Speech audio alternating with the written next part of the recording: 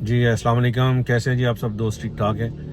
لیکن مجھے تو یہی ڈر لگ رہا ہے کہ جو کشمیر میں انہوں نے کیا تھا نا قبضہ کر کے، اور جو اس کے بعد ہمارا رد عمل آیا تھا کہ ہم نے کہہ دیا جی بس ٹھیک ہے آدھا گھنٹہ سڑکوں پہ کھڑے ہو جائیں، اور اب اس نے سندھ طاس معاہدے کو ختم کر دیا، اور ہم اب صرف اسمبلیوں میں اور ٹی ویوں پہ بڑھ کے ہی مار رہے ہیں، اور اچھا خاصا موقع جو ہمارے پاس آیا تو شاید ہم نے وہ گنوا دیا ہے۔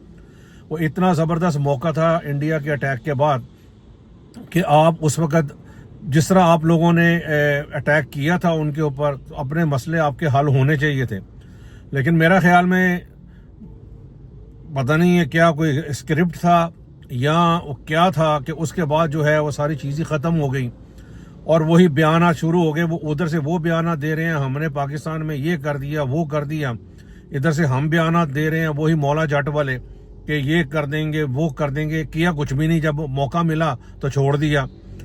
اس وقت ٹائم تھا کہ آپ کشمیر کا بھی مسئلہ ان سے حل کروا سکتے تھے، ڈیم بھی جو انہوں نے ناجائز تعمیر کیا ہے وہ بھی آپ اڑا سکتے تھے، وہ آپ نے کچھ بھی نہیں کیا، چھوڑ چھاڑ کے اب پھر وہی خبروں میں لگے ہوئے ہیں کہ ہم حق محفوظ رکھتے ہیں، ہم یہ رکھتے ہیں، ہم وہ کر دیں گے، ہم یہ کر دیں گے۔ بس بدقسمتی ہے پاکستان کی، پتہ نہیں ہمیں سارے ایسے ہی ملتے ہیں کہ کسی کو خیال ہی نہیں ہے کہ اپنے جو مسئلے مسائل ہیں وہ حل کریں۔ اب وہ میرا خیال ہے کہ اس نے سندھ طاس معاہدہ جو توڑ دیا سو توڑ دیا، ہم نے بس موقع چھوڑ دیا۔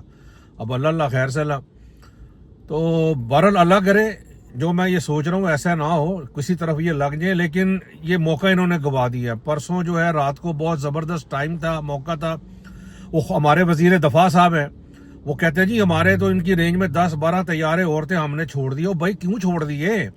وہ پھپھی کے پتر ہیں، چھوڑ دیے کیوں؟ آپ نے چھوڑے؟ پکڑنے چاہیے تھے ان کو، توڑنا چاہیے تھا، مارنا چاہیے تھا، اڑانے چاہیے تھے، کیوں چھوڑے؟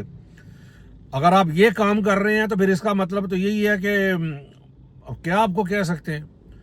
ملک کا تو آپ نے جو ہے نا وہ، بس میں تو کہہ رہا تھا کہ اللہ کوئی ہمیں ایسے حکمران دے جو کہ بڑے دلیر ہوں اور یہ کوئی کام کر ہی جائیں پاکستان میں کوئی اپنی عوام کے لیے، لیکن یہ تو بس اللہ تعالیٰ ہی رحم کرے، پتہ نہیں کیا کیا کیا نہیں کیا۔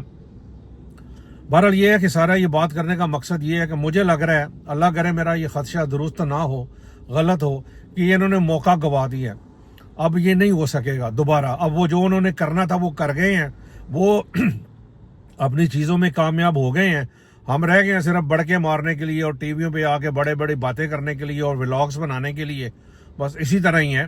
اب دیکھیں آگے آگے ہوتا ہے کہ اللہ تعالیٰ ہی ہمارے حال میں رحم کرے۔